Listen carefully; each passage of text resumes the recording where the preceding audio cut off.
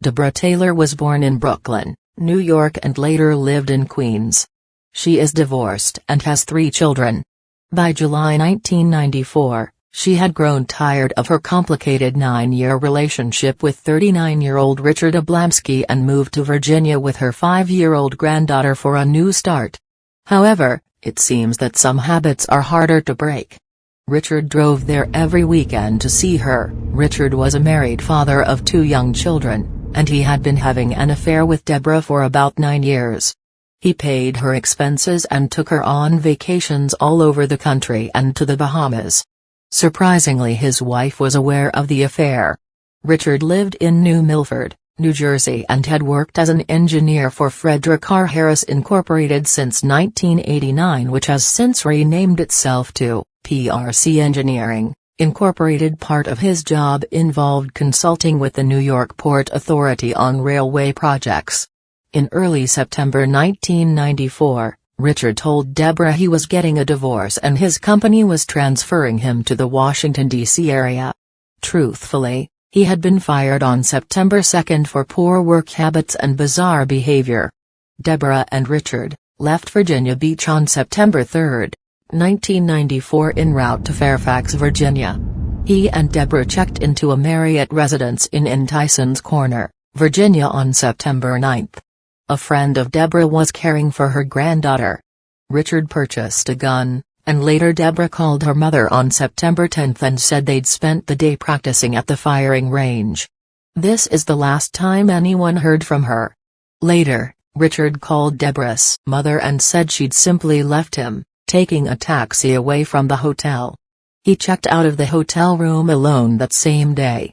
However, contradicting previous statements, he told hotel staff he was leaving but his wife was staying.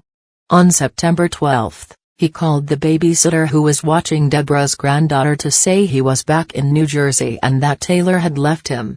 She had to tell him to return to Virginia, pick up the child and take her to Deborah's mother's home in Brooklyn. He arrived in Virginia the following afternoon. The babysitter noted he looked terrible and appeared tired and disoriented.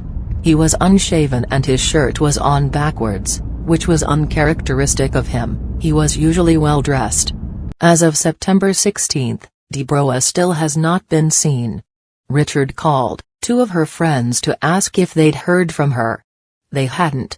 Strangely, he spoke about her in the past tense, said he couldn't live without her and threatened suicide. As a plot twist to this confusing situation, that same afternoon, Richard broke into the Garden City, New Jersey home of his former boss, John Dionisio, Frederic R. Incorporated's executive vice president. Richard set the ground floor on fire, went upstairs and shot himself to death in one of the bedrooms. Although John Dionisio's wife and young son were at home at the time of the break-in, they were not harmed. Richard left a suicide note claiming he'd spied for John Dionisio and passed along secret documents from the New York Port Authority to him, documents which helped Frederic R. Incorporated win a multi-million-dollar contract to help build a rail link between New York City's airports and Manhattan. He wrote he was supposed to be promoted for his actions, but instead he had been fired. The note was meant to be his revenge. Richard also wrote he had secretly recorded conversations with John Dionisio about the stolen information. Deborah could not be located after Richard's death. When authorities checked the couple's hotel room on September 17, they found the bed mattress and walls covered in blood and the bedclothes missing. The staff hadn't cleaned the room because they thought Deborah was still staying there.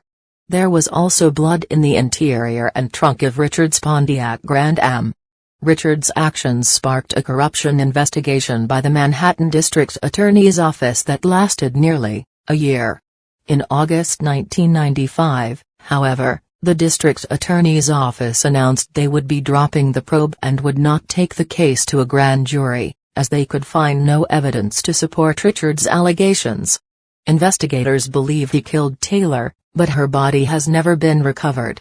Foul play is suspected in her case due to the circumstances involved. If you have or know of any information regarding this case, please call your local authorities.